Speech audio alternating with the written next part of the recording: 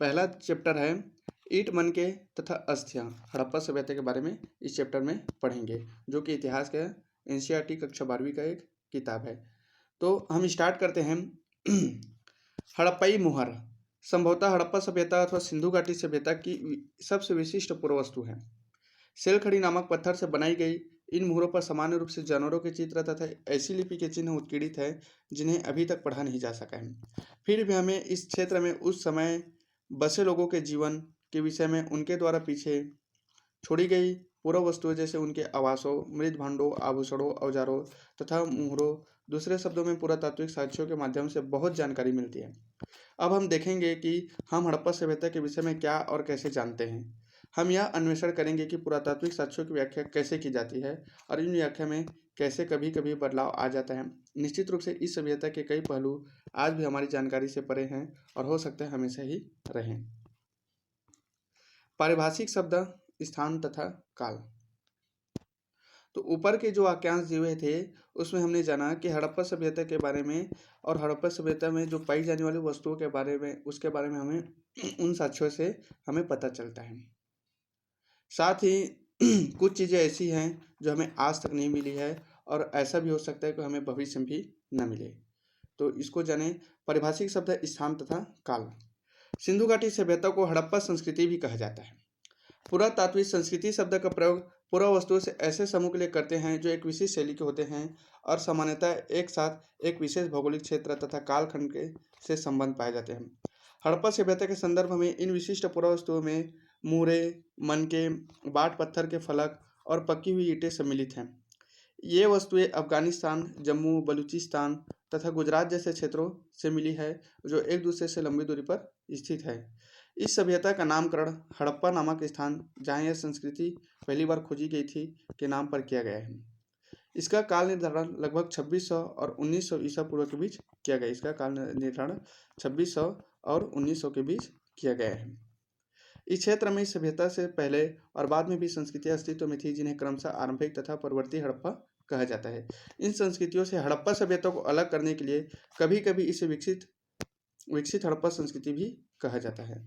यहाँ पर मनके और बाट की कई वस्तुएं दी गई हैं जिसे आप देख सकते हैं जो तौलने का काम आता था।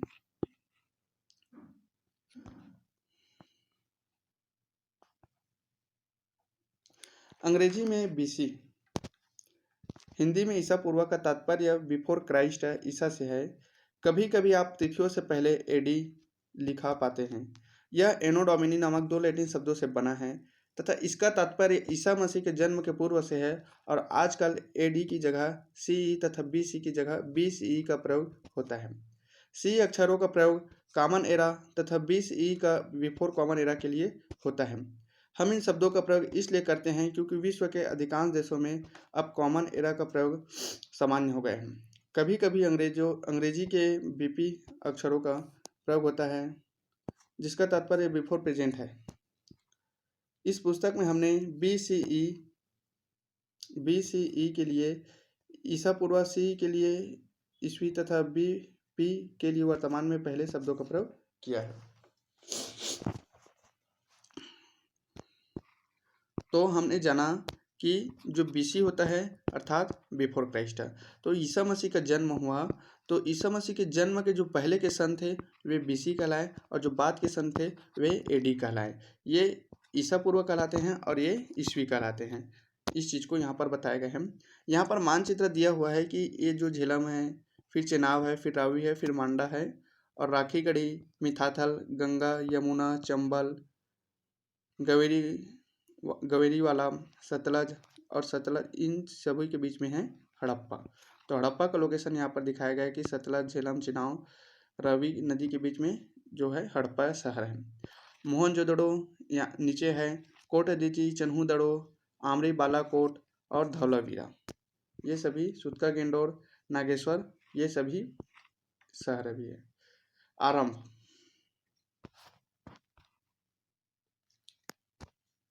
इस क्षेत्र में विकसित हड़प्पा से पहले भी कई संस्कृतियां अस्तित्व में थी। ये संस्कृतियाँ अपनी विशिष्ट मृदभंड शैली से संबंध थी तथा इनके संदर्भ में हमें कृषि, पशुपालन तथा कुछ शिल्पी कार्य के साक्ष्य भी मिलते हैं। बस्तियाँ आमतौर पर छोटी होती थी और इनमें बड़े आकार की संरचनाएं लगभग न के बराबर थीं।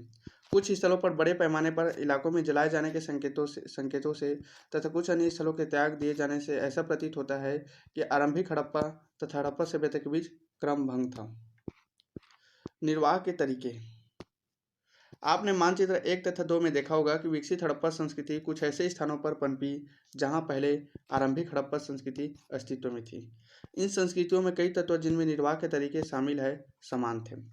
हड़प्पा सभ्यता के निवासी कई प्रकार के पेड़ पौधों से प्राप्त उत्पाद और जानवरों, जिनमें मछली भी शामिल है, से प्राप्त भोजन करते थे। जले अनाज के दानों तथा बीजों की खोज से पुरातात्विद आहार संबंधी आदतों के विषय में जानकारी प्राप्त करने में सफल हो पाए हैं। इनका अध्ययन पूरा वनस्पतिज्ञ करते हैं, जो प्राचीन वनस्पति के अध्ययन के विशेषज्ञ होते हैं। हड़प्पा स्थलों से मिले अनाज के दानों से गेहूं, जौ, दाल, सफ़ेद चना तथा तिल शामिल है और बाजरे के दाने गुजरात के स्थलों से प्राप्त हुए हैं और चावल के दाने अपेक्षाकृत कम ही प्राप्त हुए हैं। अर्थात कि अनाज के दाने हड़प्पा सभ्यता से प्राप्त हुई है। आरंभिक तथा विकसित हड़प्पा संस्कृतियों के बारे में जानते हैं। सिंध और चोलिस्तान। चोलिस्तान किसे करते हैं? थार रेगिस्तान से लगा हुआ पाकिस्तान का रेगिस्तानी क्षेत्र में बस्तियों की संख्या के संबंध में ये आंकड़े देखिए। और यहाँ पर सिंध के बारे में बताएं, यहाँ चोलिस्तान के बारे में बताएं। तो बस्तियों की संख्या 106, जबकि चोलिस्तान में 239। आरंभिक हड़प्पा स्थल सिंध में 52 और चोलिस्तान में 37। विकसित हड़प्पा स्थल सिंध में 65 और उसमें 136 चोलिस्तान में। नए स्थलों विकसित हड़प्पा संस्कृति 43 और 132। त्याग दिए गए आरंभिक हड़प्पा स्थल 29 और 33। अर्थात जो चोलिस्तान है वहाँ पर कई सारे चीज हड़प्पा संस्कृति से ज़्यादा ही मात्रा में पाए गए हैं। हड़प्पा स्थलों से मिली जानवरों की हड्डियों में मवेशियों, भेड़, बकरी, भैंस तथा सुअर की हड्डियां शामिल है। पूरा प्राणी विज्ञानियों अथवा जीव पुरातात्विदों द्वारा किए गए अध्ययनों से संकेत मिलता है कि ये सभी जानवर पालतू थे। जंगली प्रजातियों जैसे वाराह, हिरण तथा घड़ियाल की टिड्डियां भी मिली है। हम यह नहीं जान पाए हैं कि हड़प्पा निवासी स्वयं इन जानवरों को शिकार करते थे अथवा अन्य आखेटक समुदाय से इनका मांस प्राप्त करते थे। मछली तथा पक्षियों की हड्डियां भी मिली है, अर्थात मछली और मवेशी की हड्डियां यहाँ पर पाई गई है। यहाँ पर कुछ मानचित्र दिया हुआ है जिसको देख लेते हैं कि मानचित्र में कहा क्या गया है कि आरंभिक हड़प्पा संस्कृति के क्षेत्र रेखा चित्र। तो आरंभिक हड़प्पा संस्कृति और यहाँ पर जो बसे जो आकृति है उसको यहाँ पर दिखाया जा रहा है। आमरीनाल, दम सादात, कोट दीजी, सिंध और सिसवाल। तो सघनता आप देख सकते हैं। कृषि प्रौद्योगिकी। तो हड़प्पा संस्कृति में कृषि प्रौद्योगिकी कैसी थी इसको जानते हैं। हालांकि अनाज के दानों से कृषि के संकेत मिलते हैं, पर वास्तविक कृषि विधियों के विषय में स्पष्ट जानकारी मिलना कठिन है। क्या जूते खेतों में बीजों का छिड़काव किया जाता था? मूरों पर किए गए रेखांकन तथा मृद मूर्तियों यह इंगित करती है कि वृषभ के विषय में जानकारी थी और इस आधार पर पुरातात्विद यह मानते हैं कि खेत जोतने के लिए बैलों का प्रयोग होता था। साथ ही चोलिस्तान के कई स्थलों और बनावली हरियाणा से मिट्टी से बने हल के प्रतिरूप मिले हैं। इसके अतिरिक्त पुरातात्विदों को कालीबंगन नामक स्थान से जूते हुए खेत का साक्ष्य मिला है, जो आरंभिक हड़प्पा स्तरों से संबंध है। इस खेत में हल रेखाओं के दो समूह एक दूसरे को समकोण पर काटते हुए विद्यमान थे, जो दर्शाते हैं कि एक साथ दो अलग अलग फसलें उगाई जाती थी। पुरातात्विदों ने फसलों की कटाई के लिए प्रयुक्त औजारों को पहचानने का प्रयास भी किया है। क्या हड़प्पा सभ्यता के लोग लकड़ी के हथों में बिठाए गए पत्थर के फलकों का प्रयोग करते थे या फिर वे धातु के औजारों का प्रयोग करते थे? अधिकांश हड़प्पा स्थल अर्धशुष्क क्षेत्रों में स्थित है, जहां संभवतः कृषि के लिए सिंचाई की आवश्यकता पड़ती होगी। अफगानिस्तान में सोर्तुघई नामक हड़प्पा स्थल से नहरों के कुछ अवशेष मिले हैं, परंतु पंजाब और सिंध में नहीं। ऐसा संभव है कि प्राचीन नहरें बहुत पहले ही घास से भरी गई थी। ऐसा भी हो सकता है कि कुओं से प्राप्त पानी का प्रयोग सिंचाई के लिए किया जाता हो। इसके अतिरिक्त धौलावीरा पूरा वस्तुओं के पहचान पहचान कैसे की जाती है? भोजन तैयार करने की प्रक्रिया में अनाज पीसने के यंत्र तथा उन्हें आपस में मिलाने, मिश्रण करने तथा पकाने के लिए बर्तनों की आवश्यकता थी। इन सभी को पत्थर, धातु तथा मिट्टी से बनाया जाता था। यहाँ एक महत्वपूर्ण हड़प्पा स्थल मोहनजोदड़ो में हुए उत्खननों पर सबसे आरंभिक रिपोर्टों में से एक से कुछ उदाहरण दिए जा रहे हैं। यहाँ पर कुछ चित्र हैं धातु के आकार। पहले चित्रों को देख लेते हैं, उसके बाद हम पढ़ते हैं। यहाँ धातु के औजार दिए हुए हैं, जो एक कुल्हाड़ी के टाइप का है। यहाँ पर डंठल बनाया हुआ है, साथ में नीचे धौलावीरा से मिला जलाशय। इसके राजगिरी कार्य पर ध्यान दीजिए। तो धौलावीरा में एक जलाशय बनाया गया, हम इसको दिया है। अब देखते हैं अवतल चक्कियाँ। अवतल चक्कियाँ बड़ी संख्या में मिली हैं और ऐसा प्रतीत होता है कि अनाज पीसने के लिए प्रयुक्त ये एकमात्र साधन थी। साधारणतः ये चक्कियाँ स्थूलतः कठोर, कंकरीले, अग्निज अथवा बलुआ पत्थर से निर्मित थी और आमतौर पर इनसे अत्यधिक प्रयोग के संकेत मिलते हैं। चूँकि इन चक्कियों के तल सामान्यतः उत्तल है, निश्चित रूप से इन्हें जमीन में अथवा मिट्टी में जमा कर रखा जाता होगा, जिससे इन्हें हिलने से रोका जा सके। दो मुख्य प्रकार की चक्कियाँ मिली हैं।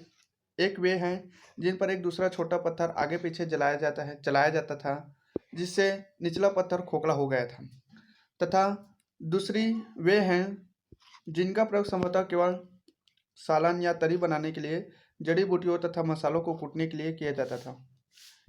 इन दूसरे प्रकार के पत्थरों को हमारे श्रमिकों द्वारा सालान पत्थर का नाम दिया गया है तथा हमारे बावर्ची ने एक यही पत्थर रसोई में प्रयोग के लिए संग्रहालय से उधार मांगा है। अर्नेस्ट मैके फर्दर एक्सकेवेशंस एट मोहनजोदड़ो 1937 में उद्धृत है। अब यहाँ पर अवतल चक्की है, जहाँ पर एक में मतलब कि जो सील, इसको एक हिसाब से इसको मतलब सामान पीसने के लिए, सामान को चूरा बनाने के लिए इसका प्रयोग किया जाता था। मोहनजोदड़ो एक नियोजित शहरी केंद्र। अब मोहनजोदड़ो के बारे में पढ़ते हैं, और पढ़ने से पहले एक बार मोहनजोदड़ो की जो है नक्शा उस पर ध्यान देते हैं। ये निचला शहर है, ये दुर्ग शहर है। पूरा स्थल 2 IEM क्षेत्र, एल क्षेत्र, AC क्षेत्र, ये मैप के रूप में दिखाया गया है। और डी के उत्तरी हिस्सा, DKG दक्षिणी हिस्सा, आभूषण, खाई ई ब्लॉक, DKC क्षेत्र, DKB क्षेत्र और BSA क्षेत्र, BSB क्षेत्र, मतलब कि कई इसको सेक्टर में बांटा गया था। HRB क्षेत्र, HRA क्षेत्र और मान्यार क्षेत्र।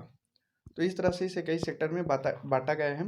अब देखते हैं अध्याय 3 नहीं, मतलब इसी का जो कॉन्सेप्ट नंबर 3 है, एक नियोजित शहरी केंद्र। ऊपर हड़प्पा के बारे में पढ़ रहे थे, अब मोहनजोदड़ो के बारे में पढ़ेंगे। संभवतः हड़प्पा सभ्यता का सबसे अनूठा पहलू शहरी केंद्रों का विकास था। आइए ऐसे ही एक केंद्र मोहनजोदड़ो को और सूक्ष्मता से देखते हैं। हालांकि मोहनजोदड़ो सबसे प्रसिद्ध पूरा स्थल है, सबसे पहले खोजा गया स्थल हड़प्पा था। बस्ती 2 भागों में विभाजित है, एक छोटा लेकिन ऊंचाई पर बनाया गया और दूसरा कहीं अधिक बड़ा लेकिन नीचे बनाया गया। पुरातात्विदों ने इन्हें क्रमशः दुर्ग और निचला शहर नाम दिया है। दुर्ग की ऊंचाई का कारण यह था कि यहाँ की संरचनाएं कच्ची ईंटों के चबूतरों पर बनी थी।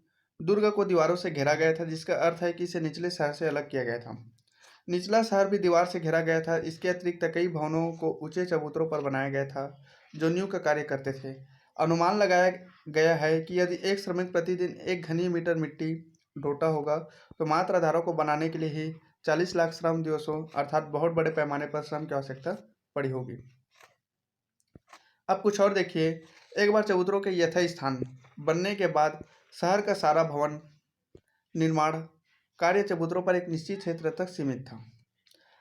इसलिए ऐसा प्रतीत होता है कि पहले बस्ती का नियोजन किया गया था और फिर उसके अनुसार कार्यान्वयन। नियोजन के अन्य लक्षणों में ईंट शामिल है, जो भले ही धूप में सुखाकर अथवा भट्टी में पकाकर बनाई गई हो, एक निश्चित अनुपात की होती थी, जहां लंबाई और चौड़ाई ऊंचाई की क्रमशः 4 गुनी और 2 गुनी होती थी। इस प्रकार की ईंटें सभी हड़प्पा बस्तियों में प्रयोग में लाई गई थी। यहाँ पर हड़प्पा की दुर्दशा कैसे हुआ उसको जानते हैं। और हड़प्पा की दुर्दशा, हालांकि हड़प्पा सबसे पहली खोजा गया स्थल था, इसे ईंट चुराने वालों ने बुरी तरह से नष्ट कर दिया था।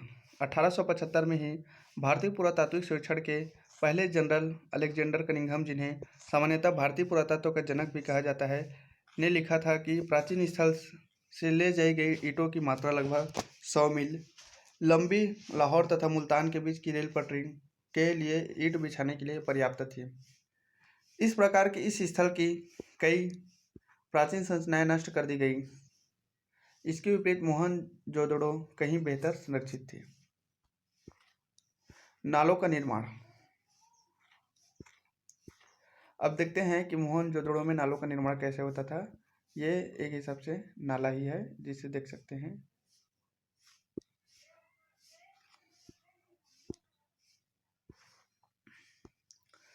हड़प्पा शहरों की सबसे अनूठी विशिष्टताओं में से एक ध्यानपूर्वक नियोजित जल निकास प्रणाली थी। यदि आप निचले शहर के नक्शे को देखें तो आप यह जान पाएंगे कि हड़प्पा तथा गलियों को लगभग एक ग्रिड पद्धति में बनाया गया था और ये एक दूसरे को समकोण पर काटती थी। ऐसा प्रतीत होता है कि पहले नालियों के साथ गलियों को बनाया गया था और फिर उनके अलग अलग आवासों का निर्माण किया गया था। यदि घरों के गंदे पानी को गलियों की नालियों से जोड़ना था तो प्रत्येक घर की कम से कम एक दीवार का गली से सटा होना आवश्यक था। दुर्गम। हालांकि अधिकांश हड़प्पा बस्तियों में एक छोटा ऊंचा पश्चिमी तथा एक बड़ा लेकिन निचला पूर्वी भाग है, पर इस नियोजन में विविधताएं भी हैं। धौलावीरा तथा लोथल जैसी स्थलों पर पूरी बस्ती किलेबंद थी तथा शहर के कई हिस्से भी दीवारों से घेर कर अलग किए गए थे।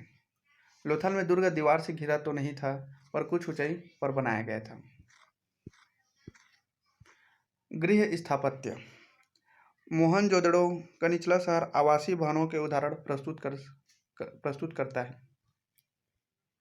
इनमें से कई एक आंगन पर केंद्रित थे, जिसके चारों ओर कमरे बने थे। संभवतः आंगन खाना पकाने और कटाई करने जैसी गतिविधियों का केंद्र था। खासतौर से गर्म और शुष्क मौसम में यहाँ का एक अन्य रोचक पहलू लोगों द्वारा अपनी एकांतता को दिया जाने वाला महत्व था।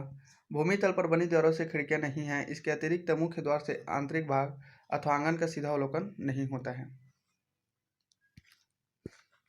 हर घर का ईंटों के फर्श से बना अपना एक स्नान घर होता था, जिसकी नालियां दीवारों के माध्यम से सड़क की नालियों से जुड़ी हुई थी। कुछ घरों में दूसरे तल या छत पर जाने हेतु बनाई गई सीढ़ियों के अवशेष मिले थे। कई आवासों में कुएं थे, जो अधिकांशतः एक ऐसे कक्ष में बनाए गए थे जिसमें बाहर से आया जा सकता था और जिनका प्रयोग संभवतः राहगीरों द्वारा किया जाता था। विद्वानों ने अनुमान लगाया है कि मोहनजोदड़ो में कुओं की कुल संख्या लगभग 700 थी। तो यहाँ पर एक घर का वास्तुकला दिखाया है, वास्तु जिसे आप देख सकते हैं कि घर किस पैटर्न में और कैसे बनाए जाते थे।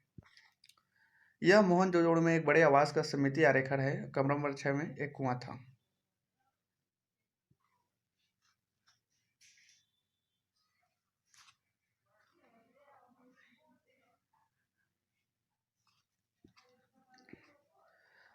अब तक खोजी गई प्राचीनतम प्रणाली। नालियों के विषय में मैके लिखते हैं, निश्चित रूप से यह अब तक खोजी गई सर्वथा संपूर्ण प्राचीन प्रणाली है।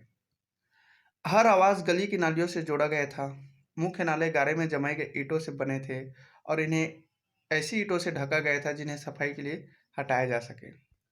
कुछ स्थानों पर ढकने के लिए चूना पत्थर की पट्टिका का प्रयोग किया गया था। घरों की नालियां पहले एक हौदी या मलकुंड में खाली होती थी, जिसमें ठोस पदार्थ जमा हो जाता था और गंदा पानी गली की नालियों से बह जाता था। बहुत लंबे नालों में कुछ अंतरालों पर सफाई के लिए हौदियाँ बनाई गई थी। यह पुरातत्व का एक अजूबा ही है कि मलबे मुख्यतः रेत के छोटे छोटे ढेर सामान्यतः निकासी के नालों के अगल बगल पड़े मिले हैं, जो दर्शाते हैं कि नालों की सफाई के बाद कचरे को हमेशा हटाया नहीं जाता था। अर्नेस्ट मैके अर्ली इंडस सिविलाइजेशन 1948। जल निकास प्रणालियाँ केवल बड़े शहरों तक ही सीमित नहीं थी, बल्कि ये कई छोटी छोटी बस्तियाँ भी मिली थी। उदाहरण के लिए लोथल में आवासों के निर्माण के लिए यहाँ कच्ची ईंटों का प्रयोग हुआ था, वहीं नालियाँ पक्की ईंटों से बनाई गई थी।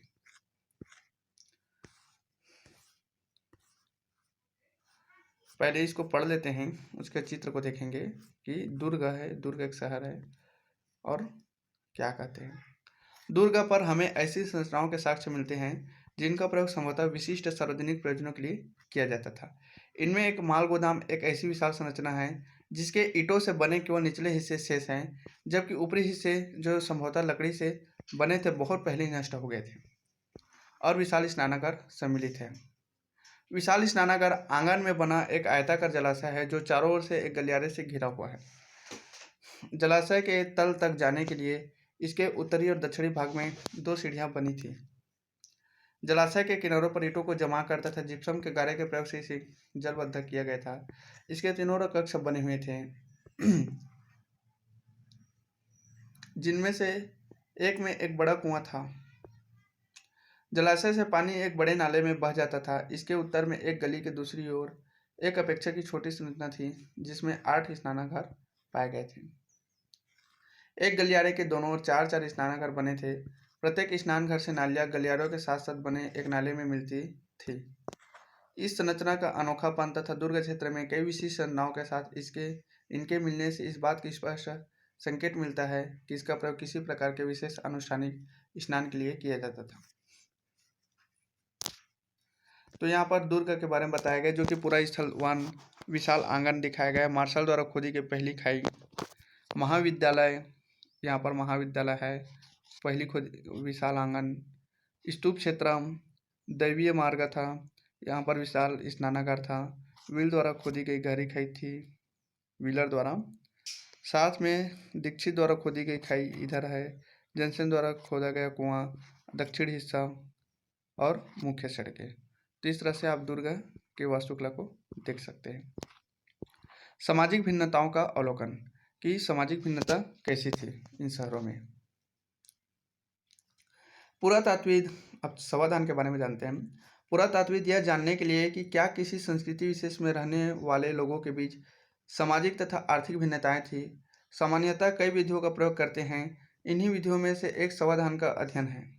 आप संभवतः मिस्र के विशाल पिरामिडों, जिनमें से कुछ हड़प्पा सभ्यता के समकालीन थे, से परिचित हैं। इनमें से कई पिरामिड राजकीय समाधान थे जहां बहुत बड़ी मात्रा में धन संपत्ति दफनाई गई थी।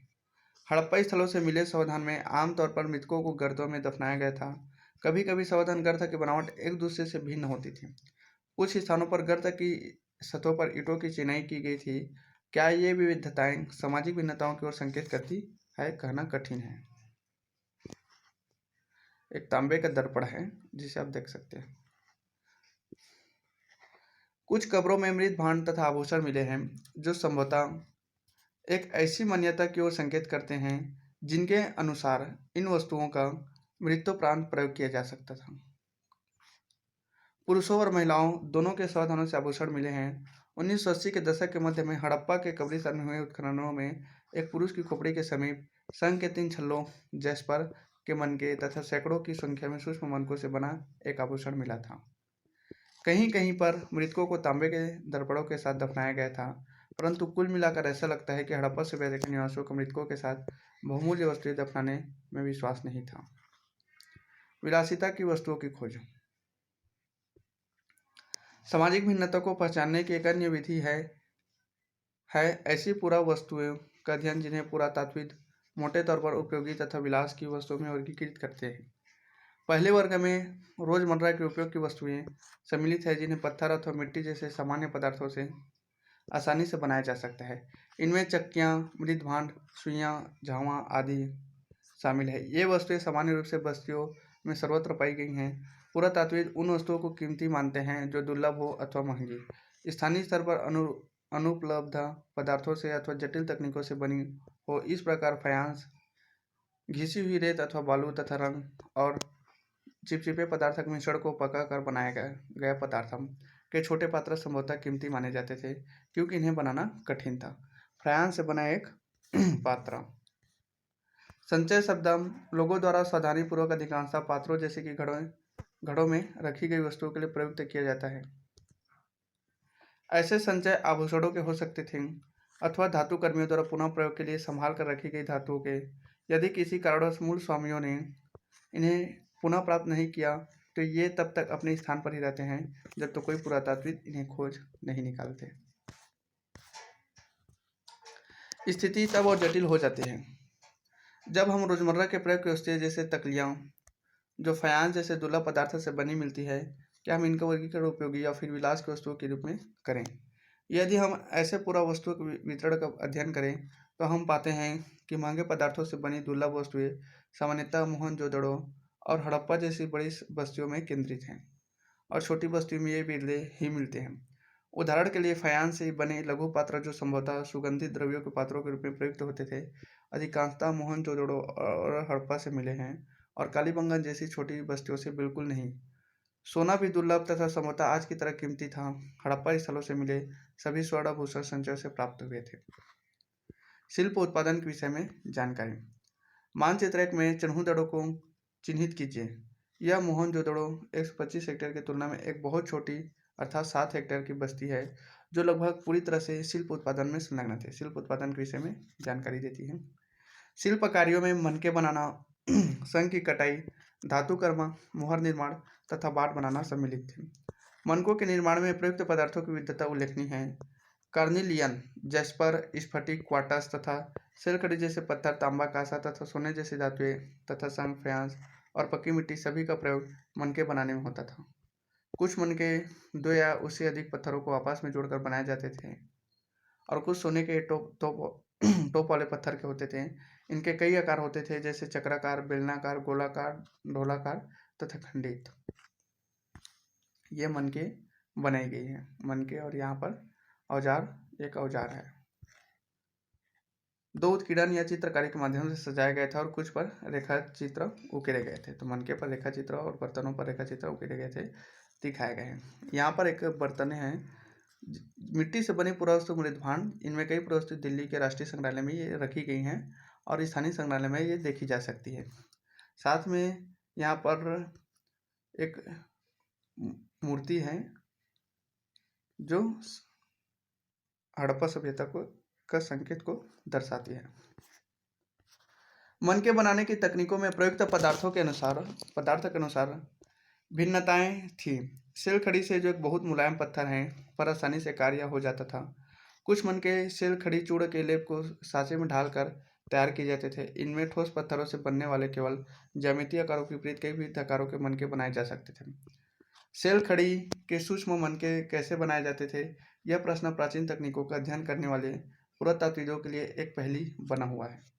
पुरातात्विदों द्वारा किए गए प्रयोगों ने यह दर्शाया है कि कार्निलियन का लाल रंग, पीले रंग के कच्चे माल तथा उत्पादन के विभिन्न चरणों को पहले अपरिष्कृत आकारों में तोड़ा जाता था और फिर बारीकी से सल्क निकालकर इन्हें अंतिम रूप दिया जाता था। घिसाई, पालिश और इनमें छेद करने के साथ ही यह प्रक्रिया पूरी होती थी। चन्हूदड़ो, लोथल और हाल ही में धौलावीरा से छेद करने के विशेष उपकरण मिले हैं। यदि आप मानचित्र 1 में नागेश्वर तथा बालाकोट को चिन्हित करें तो आप पाएंगे कि ये दोनों बस्तियां समुद्र तट के समीप स्थित हैं। ये शंख से बनी वस्तुएं जिनमें चूड़ियाँ, करछियाँ तथा पच्चीकारी की वस्तुएं सम्मिलित है के निर्माण के विशिष्ट केंद्र थे, जहाँ से यह माल दूसरी बस्तियों तक ले जाया जाता था। इस प्रकार यह भी संभव है कि चन्हूदड़ो और लोथल से तैयार माल मोहनजोदड़ो और हड़प्पा जैसे शहरी केंद्रों तक लाया जाता था। मिट्टी से बनी पुरावस्तुएं जिसे हम देख चुके हैं। उत्पादन केंद्रों की पहचान। शिल्प उत्पादन के केंद्रों की पहचान के लिए पुरातात्विक सामान्यतः निम्नलिखित को ढूंढते हैं: प्रस्तर पिंड, पूरे शंख तथा तांबा अयस्क जैसा कच्चा माल, औजार, अपूर्ण वस्तुएं, त्याग दिए गए और माल तथा कूड़ा करकट। यहाँ तक कि कूड़ा करकट शिल्प कार्य के सबसे अच्छे संकेतकों में से एक है। उदाहरण के लिए यदि वस्तुओं के निर्माण के लिए शंख अथवा पत्थर को काटा जाता था तो इन पदार्थों के टुकड़े कूड़े के रूप में उत्पादन के स्थान पर फेंक दिए जाते थे। कभी कभी बड़े बेकार टुकड़ों को छोटे आकार की वस्तुएं बनाने के लिए प्रयोग किया जाता था, परंतु बहुत छोटे टुकड़ों को कार्यस्थल पर ही छोड़ दिया जाता था। ये टुकड़े इस ओर संकेत करते हैं कि छोटे विशिष्ट केंद्रों के अतिरिक्त मोहनजोदड़ो और हड़प्पा जैसे शहरों में भी शिल्प उत्पादन का कार्य किया जाता था। माल प्राप्त करने संबंधी नीतियाँ। जैसा कि स्पष्ट है कि शिल्प उत्पादन के लिए कई प्रकार के कच्चे माल का प्रयोग होता था। हालांकि कुछ जैसे कि मिट्टी स्थानीय स्तर पर उपलब्ध थे, कुछ अन्य जैसे पत्थर, लकड़ी तथा धातु जलोढ़क मैदानों से बाहर के क्षेत्रों से मंगाने पड़ते थे। बैलगाड़ियों की मिट्टी से बने खिलौनों के प्रतिरूप संकेत करते हैं कि यह सामान तथा लोगों के लिए स्थल मार्गों द्वारा परिवहन का एक महत्वपूर्ण साधन था। संभवतः सिंधु तथा इसकी उपनदियों के बगल में बने नदी मार्गों और साथ ही तटीय मार्गों का भी प्रयोग किया जाता था। उपमहाद्वीप तथा उसके आगे से आने वाला माल। हड़प्पावासी शिल्प उत्पादन हेतु माल प्राप्त करने के लिए कई तरीके अपनाते थे। उदाहरण के लिए उन्होंने नागेश्वर और बालाकोट में जहां शंख आसानी से उपलब्ध था बस्तियां स्थापित की। ऐसे ही कुछ अन्य पुरे स्थल थे। सुदूर अफगानिस्तान में सुरतुगई, जो अत्यंत कीमती माने जाने वाले नीले रंग के पत्थर लाजवर्द मणि के सबसे अच्छे स्रोत के निकट स्थित था, तथा लोथल, जो कार्निलियन शैल खड़ी और धातु के स्रोतों के निकट स्थित था। कच्चा माल प्राप्त करने की एक अन्य नीति थी राजस्थान के क्षेत्रीय अंचल तथा दक्षिण भारत जैसे क्षेत्रों में अभियान भेजना। उपमहाद्वीप तथा उसके आगे से आने वाला माल।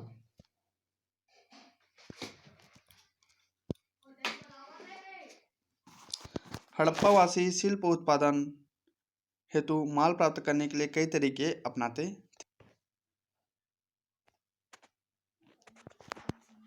उदाहरण के लिए उन्होंने नागेश्वर और बालाकोट में जहां शंख आसानी से उपलब्ध था, ऐसे ही कुछ अन्य पुरे स्थल थे। सुदूर अफगानिस्तान में सुरतुगई, जो अत्यंत कीमती माने जाने वाले नीले रंग के पत्थर लाजवर्द मणि के सबसे अच्छे स्रोत के निकट स्थित था, तथा लोथल, जो कार्निलियन शैल खड़ी और धातु के स्रोतों के निकट स्थित था। कच्चा माल प्राप्त करने के लिए एक अन्य नीति थी राजस्थान के खेतड़ी अंचल तथा दक्षिण भारत जैसे क्षेत्रों में अभियान भेजना। इन अभियानों के माध्यम से स्थानीय समुदायों के साथ संपर्क स्थापित किया जाता था। इन इलाकों में यदा कदा मिलने वाली हड़प्पाई पुरावस्तुएं जैसे संपर्कों के संकेतक हैं। खेतड़ी क्षेत्र में मिले साक्ष्यों को पुरातात्विदों ने गणेश्वर जोधपुरा संस्कृति का नाम दिया है। इस संस्कृति के विशिष्ट मृद भांड हड़प्पाई मृद भांडों से भिन्न थे, तथा यहाँ तांबे के वस्त्रों की असाधारण संपदा मिली थी। ऐसा संभव है कि इस क्षेत्र के निवासी हड़प्पा सभ्यता के लोगों को तांबा भेजते थे।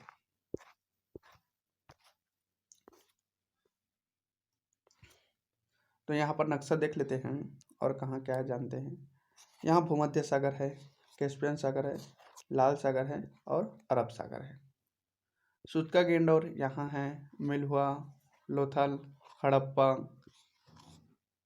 अल्टिन डेपे, तुरान, शहर ए सुख्ता, tape Yahya, Dilmun, मगान, Mesopotamia, Uruk उर। हड़प्पा सभ्यता तथा पश्चिम एशिया के बारे में इस चित्र में दिखाया गया। सुदूर क्षेत्रों से संपर्क।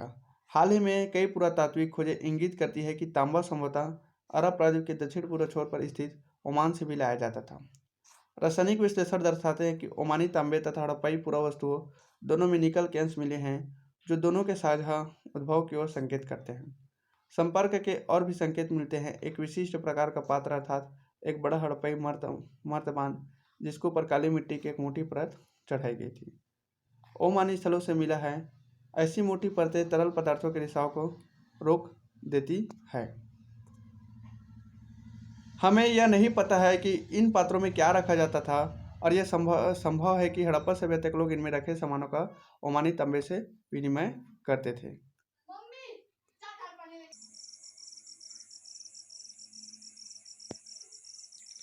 संपर्क के और भी संकेत मिलते हैं। एक विशिष्ट प्रकार का पात्र अर्थात एक बड़ा हड़प्पाई मर्तबान, जिसके ऊपर काली मिट्टी की एक मोटी परत चढ़ाई गई थी, ओमानी स्थलों से मिला है। ऐसी मोटी परतें तरल पदार्थों के रिसाव को रोक देती है। हमें यह नहीं पता कि इन पात्रों में क्या रखा जाता था, पर यह संभव है कि हड़प्पा सभ्यता के लोग इनमें रखे सामान का ओमानी तांबे से विनिमय करते थे। तीसरी सहस्राब्दी ईसा पूर्व में दिनांकित मेसोपोटामिया के लेखों में मगान, जो संभवतः ओमान के लिए प्रयुक्त नाम था, नामक क्षेत्र से तांबे के आगमन के संदर्भ में मिलते हैं। यहाँ रोचक बात यह है कि मेसोपोटामिया के स्थलों से मिले तांबे में भी निकल के अंश मिले हैं। लंबी दूरी के संपर्कों की ओर संकेत करने वाली अन्य पुरातात्विक खोजों में हड़प्पई मोहरे, बाट, पासे तथा मनके शामिल है। इस संदर्भ में यह भी देखना महत्वपूर्ण है कि मेसोपोटामिया के लेख दिलमुन, मगान तथा मेलुहा संभवतः हड़प्पई क्षेत्र के लिए प्रयुक्त शब्द नामक क्षेत्रों से संपर्क की जानकारी मिलती है। यह लेख मेलुहा से प्राप्त निम्नलिखित उत्पादों को उल्लेख करते हैं: कार्नेलियन, लाजवाड़ा, मणि, तांबा, सोना तथा विविध प्रकार की लकड़ियाँ। मेलुहा के विषय में एक मेसोपोटामिया मिथक यह बताता है कि तुम्हारा पक्षी राजा पक्षी हो, उसकी आवाज़ राजप्रासाद में सुनाई दे। कई पुरातत्वविदों का मानना है कि हाजा पक्षी मोर था। क्या यह नाम उसे अपनी आवाज़ से मिला था? ऐसा संभव है कि ओमान, बहरीन या मेसोपोटामिया से संपर्क समुद्रिक मार्ग से था। मेसोपोटामिया के लेख मेलुहा को नाविकों का देश कहते हैं। इसके अतिरिक्त हम मोहरों पर जहाज़ों तथा नावों के चित्रांकन पाते हैं। तो यहाँ पर कुछ चित्र हैं जिसको देख लेते हैं कि ये चित्र है क्या। कि यह मेसोपोटामिया के एक विशिष्ट बेलनाकार मुहर है, परंतु इस पर बना कुबड़दार वृषभ का चित्र सिंधु क्षेत्र से लिया गया प्रतीत होता है।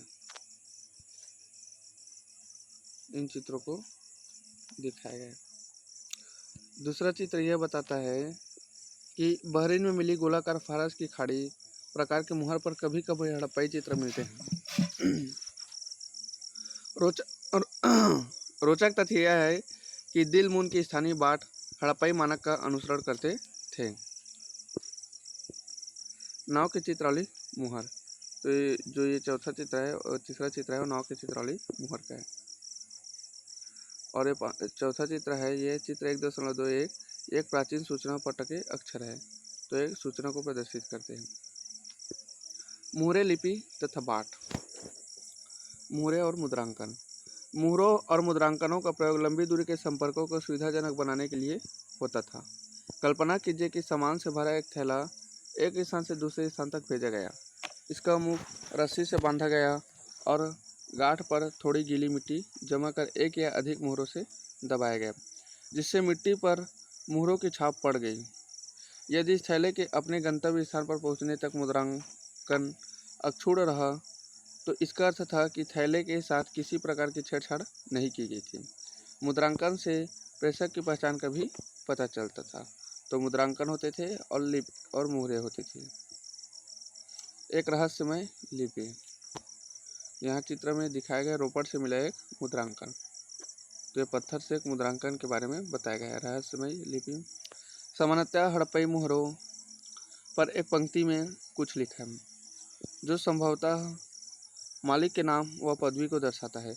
विद्वानों ने सुझाव भी दिया है कि इन पर बना चित्र अनपढ़ लोगों को सांकेतिक रूप से इसका अर्थ बताता था। अधिकांश अभिलेख संक्षिप्त है। सबसे लंबे अभिलेख में लगभग 26 चिन्ह हैं। हालांकि यह लिपि आज तक पढ़ी नहीं जा सकी है, पर निश्चित रूप से यह वर्णमालीय, जहाँ प्रत्येक चिन्ह एक स्वर अथवा व्यंजन को दर्शाता है, नहीं थी, क्योंकि इसमें चिन्हों की संख्या कहीं अधिक है। लगभग 375 से 400 के बीच ऐसा प्रतीत होता है कि यह लिपि दाईं से बाईं ओर लिखी जाती थी, क्योंकि कुछ मोहरों पर दाईं ओर चौड़ा अंतराल है और बाईं ओर यह संकुचित है, जिससे लगता है कि उत्कीर्णक ने दाईं ओर से लिखना आरंभ किया और बाद में बाईं ओर स्थान कम पड़ गया। अब हम उन विभिन्न प्रकार की वस्तुओं को देखते हैं जिन पर लिखावट मिली है। मुहरे, तांबे के औजार, मर्तबानों के आवट, तांबे तथा मिट्टी की लघु पट्टिकाएँ, आभूषण, अस्थि कड़े, छड़े और यहाँ तक कि एक भी प्राचीन सूचना पट है। याद रखिए, हो सकता है कि नष्ट अप्राय वस्तुओं पर भी लिखा जाता हो। क्या इसका अर्थ यह लगाया जा सकता है कि साक्षरता व्यापक थी? 7.3 बाट। तो यहाँ पर एक पुरोहित राजा का चित्र बताए गए हैं। बाट विनिमय बाटों के सूक्ष्म या परिशुद्ध प्रणाली द्वारा नियंत्रित थे। ये बाट सामान्यतः चट नामक पत्थर से बनाए जाते थे और आमतौर पर ये किसी भी तरह के निशान से रहित घनाकार होते थे। इन बाटों के निचले मानदंड द्विआधारी 1, 2, 4, 8, 16, 32 इत्यादि 12,800 तक थे, जबकि ऊपरी मानदंड दशमलव प्रणाली का अनुसरण करते थे। छोटे बाटों का प्रयोग संभवतः आभूषणों और मनकों को तौलने के लिए किया जाता था। धातु से बने तराजू के पलड़े भी मिले हैं। प्राचीन सत्ता। हड़प्पाई समाज में जटिल फैसले लेने और उन्हें कार्यान्वित करने के संकेत मिलते हैं। उदाहरण के लिए हड़प्पाई पुरावस्तुओं में असाधारण एकरूपता को ही ले, जैसा कि मृत भांडों, मुहरों, बाटों तथा ईंटों से स्पष्ट है। महत्वपूर्ण बात यह है कि ईंटें, जिनका उत्पादन निष्पक्ष रूप से किसी एक केंद्र पर नहीं होता था, जम्मू से गुजरात तक पूरे क्षेत्र में समानानुपात की थी। हमने यह भी देखा है कि अलग अलग कारणों से बस्तियां विशेष स्थानों पर आवश्यकता अनुसार स्थापित की गई थी। इसके अतिरिक्त ईंटें बनाने और विशाल दीवारों तथा चबूतरों के निर्माण के लिए एक श्रम संगठित किया गया था। प्रसाद तथा शासक। सत्ता के केंद्र अथवा सत्ताधारी लोगों के बीच पुरातात्विक विवरण हमें कोई त्वरित उत्तर नहीं देते। पुरातात्विदों ने मोहनजोदाड़ो में मिले एक विशाल भवन को एक प्रासाद की संज्ञा दी, परंतु इससे संबंध कोई भव्य वस्तुएं नहीं मिली है। एक पत्थर की मूर्ति को पुरोहित राजा की संज्ञा दी गई थी और यह नाम आज भी प्रचलित है। ऐसा इसलिए है क्योंकि पुरातात्विद मेसोपोटामिया के इतिहास तथा वहाँ के पुरोहित राजाओं से परिचित थे और यही समानताएं उन्होंने सिंधु क्षेत्र में भी ढूंढी। लेकिन जैसा कि हम देखेंगे कि हड़प्पा सभ्यता की अनुष्ठानिक प्रथाएं अभी तक ठीक प्रकार से समझी नहीं जा सकी हैं और न ही यह जानने के साधन उपलब्ध है कि क्या जो लोग इन अनुष्ठानों का निष्पादन करते थे उन्हीं के पास राजनीतिक सत्ता होती थी। कुछ पुरातात्विद इस मत के हैं कि हड़प्पाई समाज में शासक नहीं थे तथा सभी की सामाजिक स्थिति समान थी। दूसरे पुरातात्विद यह मानते हैं कि यहाँ कोई एक नहीं बल्कि कई शासक थे, जैसे मोहनजोदड़ो, हड़प्पा आदि के अपने अलग अलग राजा होते थे। कुछ और यह तर्क देते हैं कि यह एक ही राज्य था, जैसा कि पुरावस्तुओं में समानताओं, नियोजित बस्तियों के साक्ष्य, ईंटों के आकार में निश्चित अनुपात तथा बस्तियों के कच्चे माल के स्रोतों के समीप संस्थापित होने से स्पष्ट है। अभी तक की स्थिति में अंतिम परिकल्पना सबसे युक्ति संगत प्रतीत होती है, क्योंकि यह कदाचित संभव नहीं लगता कि पूरे के पूरे समुदायों द्वारा इकट्ठे ऐसे जटिल निर्णय लिए तथा कार्यान्वित किए जाते होंगे। सभ्यता का अंत। ऐसे साक्ष्य मिले हैं जिनके अनुसार लगभग 1800 ईसा पूर्व तक चोलिस्तान जैसे क्षेत्रों में अधिकांश विकसित हड़प्पा स्थलों को त्याग दिया गया था।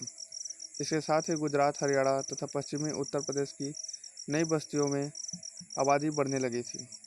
ऐसा लगता है कि उत्तर हड़प्पा के क्षेत्र 1900 ईसा पूर्व के बाद भी अस्तित्व में रहे।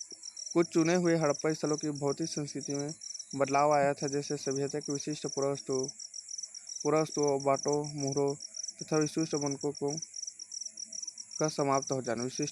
समाप्त हो जाना।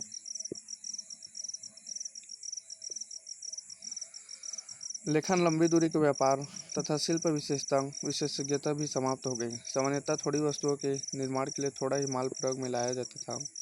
आवास निर्माण की तकनीकों खास हुआ तब बड़ी सार्वजनिक संरचनाओं का निर्माण अब बंद हो गया। कुल मिलाकर पुरावस्तुएं तथा बस्तियां इन संस्कृतियों में एक ग्रामीण जीवन शैली की ओर संकेत करती है। इन संस्कृतियों को उत्तर हड़प्पा अथवा अनुवर्ती संस्कृति क्या कहा जाता है।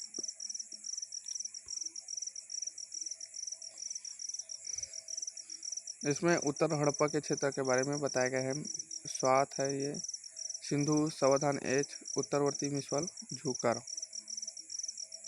और रंगपुर सेकंड विश्व। ये परिवर्तन कैसे हुए, इस विषय में कई व्याख्याएं दी गई है। इसमें जलवायु परिवर्तन, वनों की कटाई, अत्यधिक बाढ़, नदियों का सूख जाना और बदल लेना तथा भूमि का अत्यधिक उपयोग सम्मिलित है। इसमें से कुछ कारण कुछ बस्तियों के संदर्भ में तो सही हो सकते हैं, परंतु पूरी सभ्यता के पतन की व्याख्या नहीं करते। ऐसा लगता है कि एक सुदृढ़ एकीकरण के तत्व संभवतः हड़प्पाई राज्य का अंत हो गया था। मुहरों, लिपि, विशिष्ट मानकों तथा मृत भांडों के लोप, मानकीकृत बाट प्रणाली के स्थान पर स्थानीय बाटों के प्रयोग, शहरों के पतन तथा परित्याग जैसे परिवर्तनों से इस तर्क को बल मिलता है। उपमहाद्वीप को एक पूरी तरह से अलग क्षेत्र में नए शहरों के विकास के लिए एक सहस्राब्दी से भी अधिक समय तक प्रतीक्षा करनी पड़ी।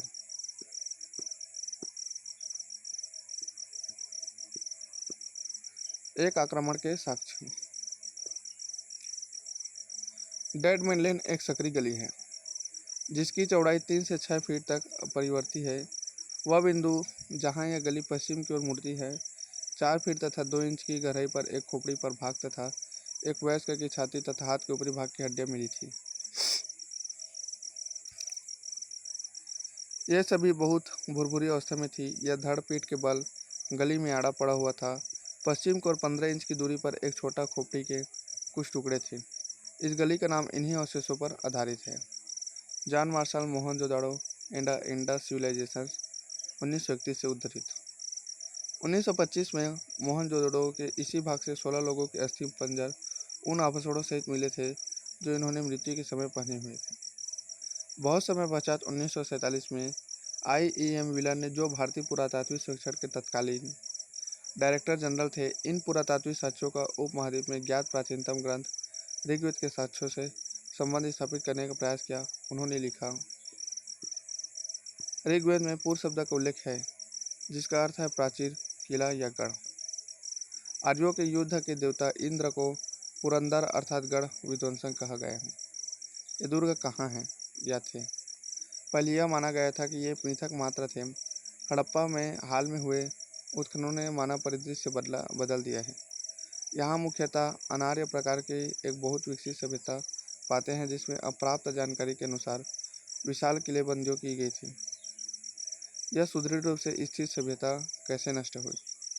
हो सकता है जलवायु संबंधी, आर्थिक अथवा राजनीतिक हास ने इसे कमजोर किया हो, पर अधिक संभावना इस बात की है कि जानबूझकर तथा बड़े पैमाने पर किए गए विनाश ने इसे अंतिम रूप से समाप्त कर दिया।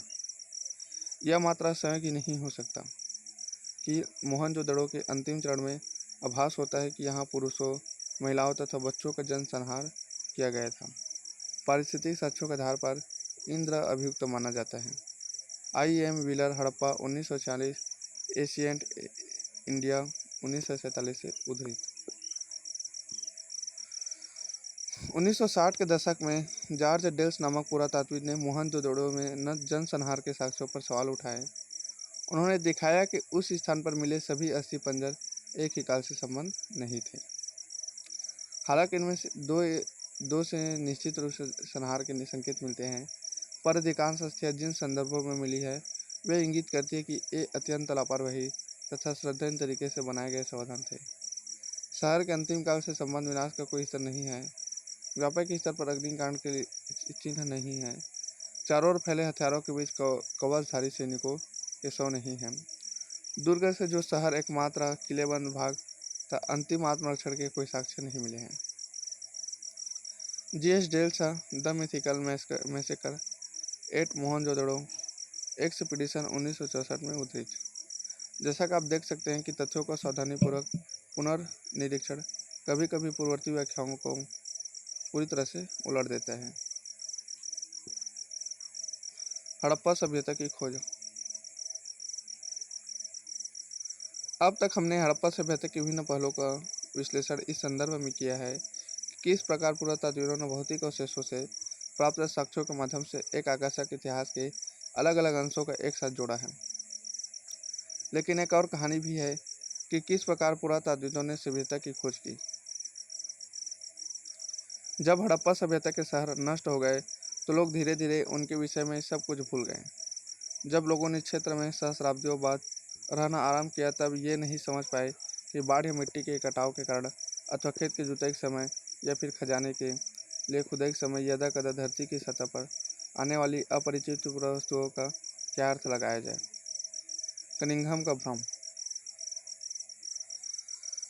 जब भारतीय पुरातात्विक सर्वेक्षण के पहले डायरेक्टर जनरल कनिंघम ने 19वीं शताब्दी के मध्य में पुरातात्विक उत्खनन आरंभ किए, तब पुरातात्विक अपने अन्वेषणों के मार्गदर्शन के लिए लिखित स्रोतों का प्रयोग अधिक पसंद करते थे।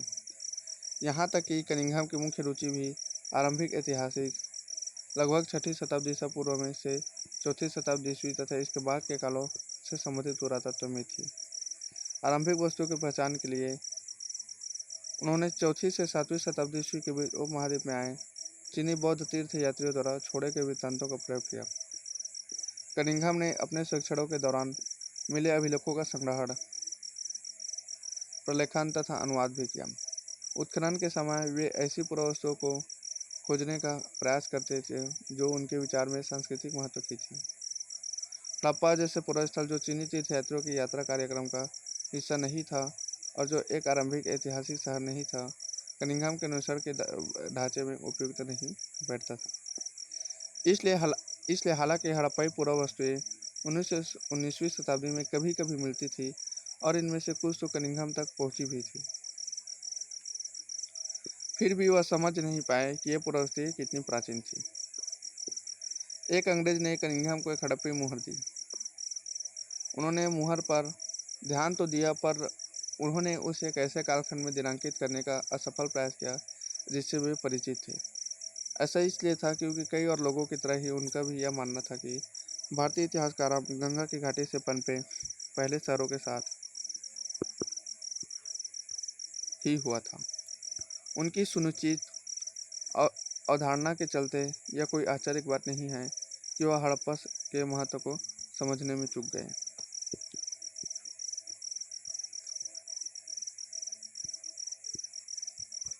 पुरास्थल टीले स्तर। पुरातात्विक पुरास्थल वस्तुओं और संरचनाओं के निर्माण, प्रयोग और फिर उन्हें त्याग दिए जाने से बनते हैं।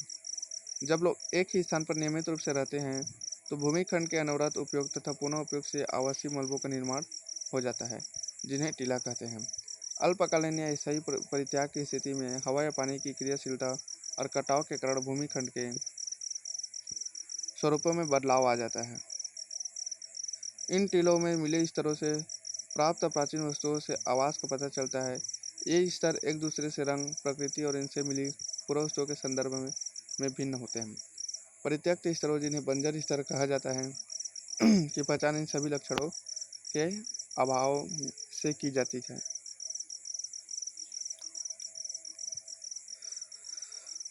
प्राचीन तौर पर सबसे निचले स्तर प्राचीनतम और सबसे ऊपरी नवीनतम होते हैं। इन स्तरों के अध्ययन को स्तर क्रम विज्ञान कहा जाता है। स्तरों से मिली पुरावस्तुओं को विशेष सांस्कृतिक कालखंडों से संबंध किया जा सकता है, जिससे एक पूरे स्तर का पूरा सांस्कृतिक क्रम पता किया जा सकता है। एक छोटे टीले का स्तर विन्यास ध्यान से देखने पर पता चलेगा कि ये स्तर सदैव क्षैतिज नहीं है। एक नवीन प्राचीन सभ्यता।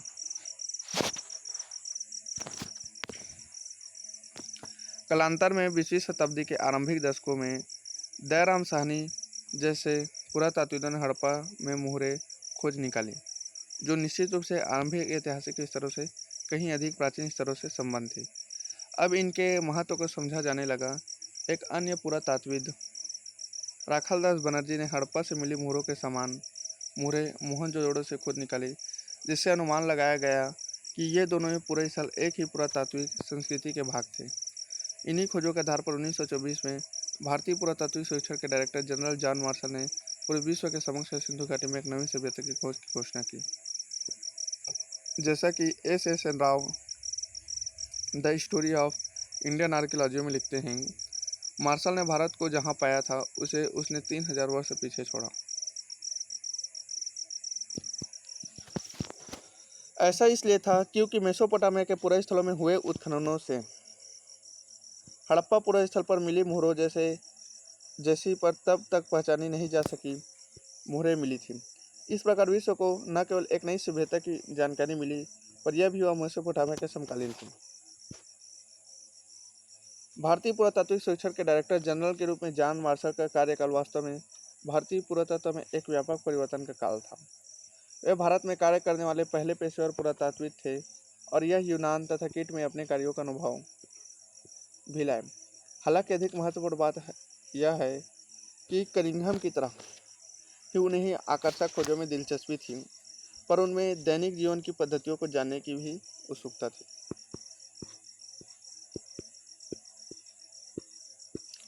मार्शल पूरे स्थल के स्तर विन्यास को पूरी तरह से अनदेखा कर पूरी टीले में समान परिमाण वाली नियमित क्षैतिज इकाइयों के साथ साथ उत्खनन करने का प्रयास करते थे। इसका यह अर्थ हुआ कि अलग अलग स्तरों से संबंध होने पर भी एक इकाई विशेष से प्राप्त सभी पुरावस्तुओं को सामूहिक रूप से वर्गीकृत किया जाता था। परिणाम स्वरूप इन खोजों के संदर्भ के विषय में बहुमूल्य जानकारी हमेशा के लिए लुप्त हो जाती थी।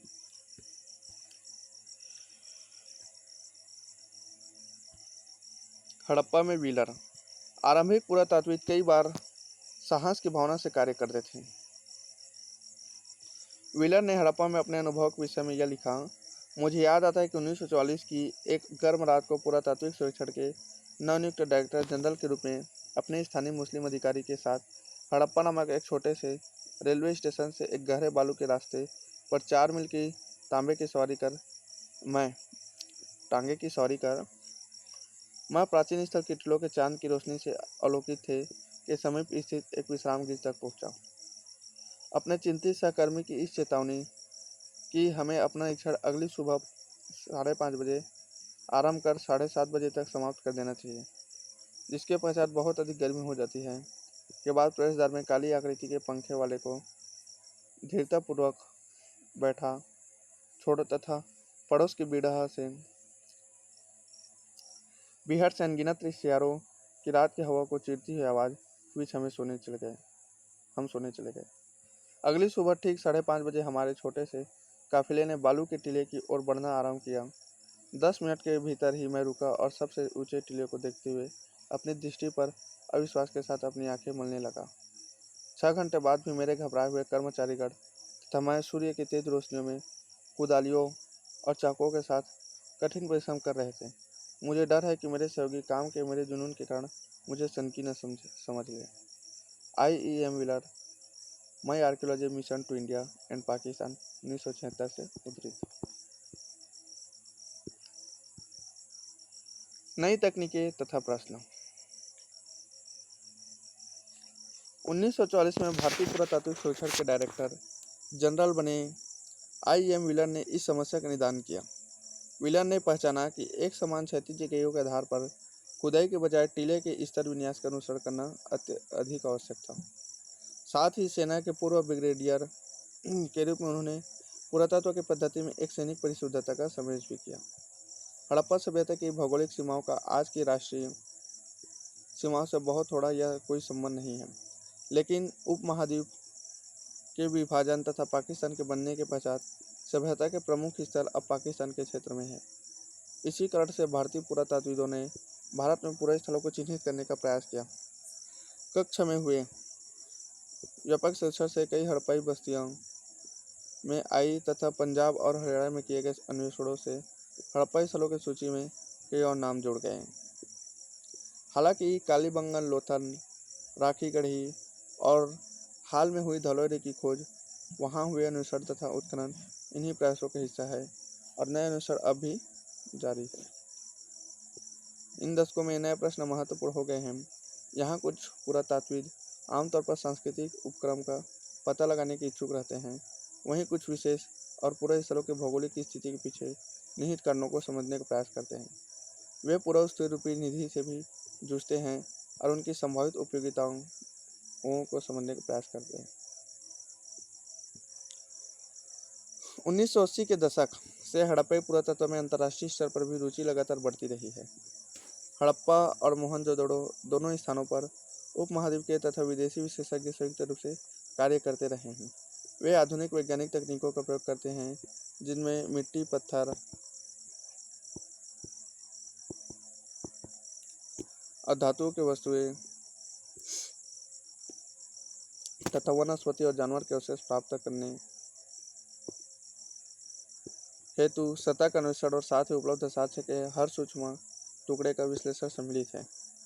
ये अन्वेषण भविष्य में ऐसे रोचक परिणाम की आशा दिलाते हैं। अतीत को जोड़कर पूरा करने की समस्याएं।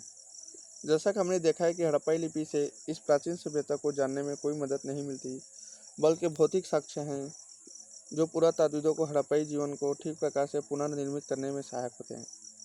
ये वस्तुएं मृत भांड, औजार, आभूषण, घरेलू सामान हो सकती हैं। कपड़ा, चमड़ा, लकड़ी तथा सरकंडे जैसे जैविक पदार्थ सामान्यतः सड़ जाते हैं। विशेष रूप से उष्णकटिबंधीय क्षेत्रों में जो वस्तुएं बच जाती है वे है पत्थर की पकी मिट्टी तथा धातु। यह भी याद रखना आवश्यक है कि केवल टूटी हुई अथवा अनुपयोगी वस्तुएं ही फेंकी जाती थी। अन्य वस्तुएं संभवतः उन पुनः चक्रित की जाती थी। परिणाम स्वरूप जो बहुमूल्य वस्तुएं अच्छी अवस्था में मिलती है या तो अतीत में खो गई थी या फिर संचयन के पश्चात कभी दोबारा प्राप्त नहीं हो गई थी। अन्य शब्दों में कुछ खोजें प्रारूपिक के बजाय संयोगिक होती है। खोजों का वर्गीकरण। पुरावस्तुओं की पुनः प्राप्ति पुरातात्विक उद्यम का आरंभ मात्र है। इसके बाद पुरातात्विक अपनी खोजों को वर्गीकृत करते हैं। वर्गीकरण का एक सामान्य सिद्धांत प्रयुक्त पदार्थों जैसे पत्थर, मिट्टी, धातु, अस्थि, हाथी दांत आदि के संबंध में होता है। दूसरा और अधिक जटिल उनकी उपयोगिता के आधार पर होता है। पुरातात्विकों को यह तय करना पड़ता है कि उदाहरणतः कोई पुरावस्तु एक औजार है या एक आभूषण या फिर दोनों तथा अनुष्ठानिक प्रयोगों की कोई वस्तु। किसी पुरावस्तु की उपयोगिता की समझ अक्सर आधुनिक समय में प्रयुक्त वस्तुओं से उनकी समानता पर आधारित होती है। मन के चक्कियां, पत्थर के फलक तथा पात्र इसके स्पष्ट उदाहरण हैं। पुरातात्विकविद किसी पुरावस्तु की उपयोगिता को समझने का प्रयास उस संदर्भ के परीक्षण के माध्यम से भी करते हैं जिसमें वह मिली थी। क्या वह घर में मिली थी, नाले में, कब्र में या फिर मुट्ठी में। कभी कभी पुरातात्विकों को अप्रत्यक्ष साक्ष्यों का सहारा लेना पड़ता है। उदाहरण के लिए हालांकि कुछ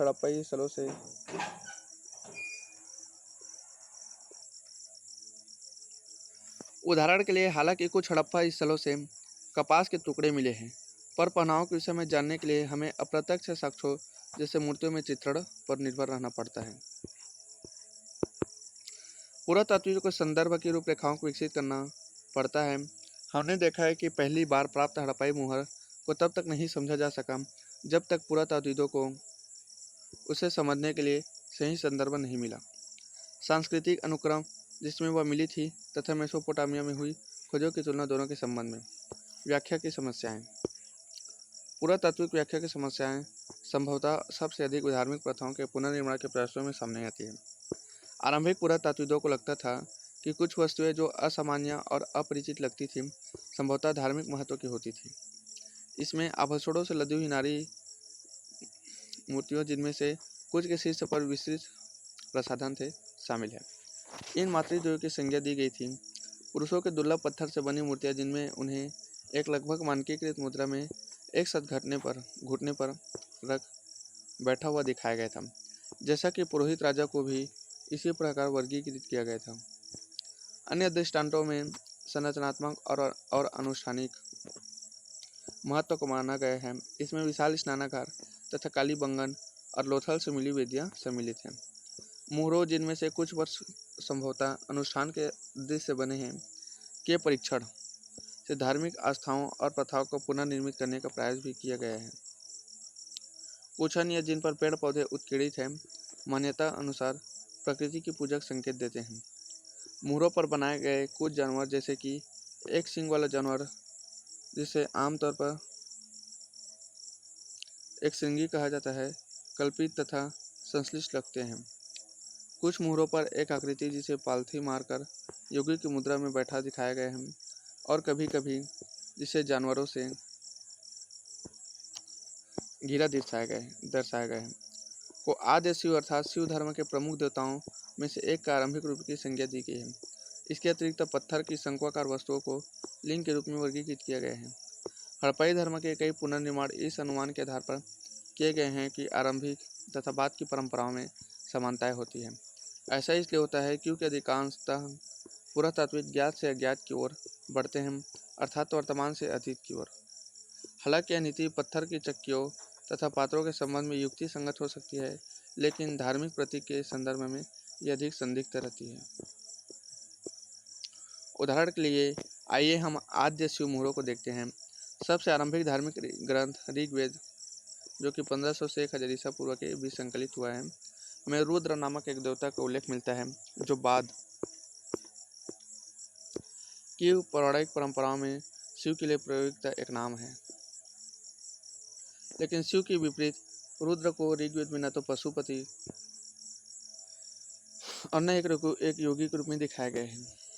दूसरे शब्दों में यह चित्रण ऋग्वेद में दिए गए रुद्र के विवरण से मेल नहीं खाता।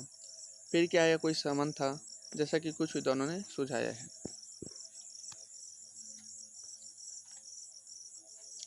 इतने दशकों में हुए पुरातात्विक कार्यों की क्या उपलब्धि है? हड़प्पाई अर्थव्यवस्था के बारे में अब हमारी जानकारी कुछ बेहतर है। हम सामाजिक भिन्नताओं की गुत्थी सुलझाने में सफल हुए हैं और सभ्यता की कार्यप्रणाली के विषय में हमारी जानकारी कुछ बढ़ी है। सच में यह स्पष्ट नहीं है कि लिपि के पढ़े जाने की स्थिति में हम और कितना जान पाते हैं। यदि एक द्विभाषिक अभिलेख मिलता है तो हड़प्पन निवासी द्वारा बोली जाने वाली भाषाओं के विषय में प्रश्नों पर संभवतः विराम लग सकता है। कई पुनर्निर्माण अभी भी संदिग्ध बने हुए हैं। क्या विशाल स्नानागार या एक अनुष्ठानिक संरचना थी? साक्षरता कितनी व्यापक थी? हड़प्पाई कब्रिस्तानों में सामाजिक भिन्नताएं कम क्यों दिखाई देती है? स्त्री पुरुष संबंधों से जुड़े प्रश्न भी अनुत्तरित है। क्या महिलाएं मृदभांड बनाती थी या फिर केवल उन्हें रंगने का कार्य करती थी? दूसरे शिल्पकर्मियों के क्या कार्य थे? नारी मृद या मूर्तियों का क्या उपयोग था? हड़प्पा सभ्यता के संदर्भ में स्त्री पुरुष संबंधों से जुड़े पहलुओं पर बहुत कम विद्वानों ने अन्वेषण किया है और यह भविष्य में होने वाली कार्य के लिए पूरी तरह से नया क्षेत्र है। यहाँ मुहर या लिंक दिया गया है और इसके बारे में कुछ बताया गया है, इसको देख लेते हैं। सबसे आरंभिक उत्खननों में से एक में के इन पत्थरों के विषय में यह कहते हैं: लाजवाड़ा मणि, जेस्पर, चार्ल्स सिडनी तथा अन्य पत्थरों से बने छोटे आकार के शंकुओं से जो सुंदरता से तराशे और तैयार किए गए थे तथा 2 इंच से भी कम ऊंचाई के थे, को लिंग भी माना गया है। दूसरी तरफ यह भी संभव है कि इनका प्रयोग पट्टों पर खेले जाने वाले खेलों से होता था। अर्नेस्ट मैके अर्ली इंडस सिविलाइजेशन 1948 से उद्धृत है। एक पक्की मिट्टी की खिलौना गाड़ी। काल रेखा देखते हैं। आरंभिक भारतीय पुरावस्तु के प्रमुख कालखंड: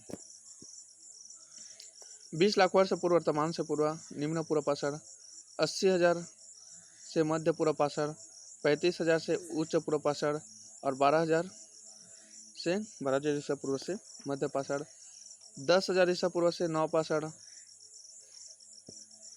6,000 ईसा पूर्व से ताम्रपाषाण, 2600 ईसा पूर्व से हड़प्पा सभ्यता और 1,000 ईसा पूर्व से आरंभिक लवकाल महापाषाण समाधान और 600 ईस्वी से 400 ईसा पूर्व से आरंभिक ऐतिहासिक काल।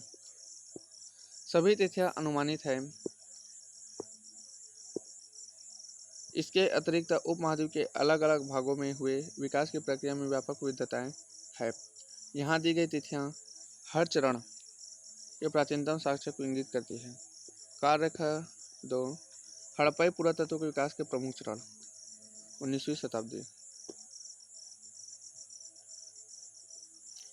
1875 हड़प्पाई मुहर पर कनिंघम की रिपोर्ट। 20वीं शताब्दी में 1921 माधव स्वरूप वत्स द्वारा हड़प्पा में उत्खनन का आरंभ। 1925 मोहनजोदड़ो में उत्खननों का प्रारंभ। 1946 IEM व्हीलर द्वारा हड़प्पा में उत्खनन। 1955 SR राव द्वारा लोथल में खुदाई का आरंभ। 1960 B लाल तथा B थापर के नेतृत्व में कालीमंगन के उत्खननों का आरंभ। 1974 MR मुगल द्वारा बहावलपुर में अन्वेषणों का आरंभ। 1980 जर्मन इतालवी संयुक्त दल द्वारा मोहनजोदड़ो में संयुक्त अन्वेषणों का आरंभ। 1986 अमेरिकी दल द्वारा हड़प्पा में उत्खननों का आरंभ। 1990 RS बिस्ट द्वारा धलौरा में उत्खननों का आरंभ। इस तरह से हमारा यह चैप्टर खत्म होता है। हम अगले वीडियो में अगला अध्याय देखेंगे। UPSC रीडिंग चैनल में लगातार बने रहने के लिए आपका धन्यवाद। Thank you so much.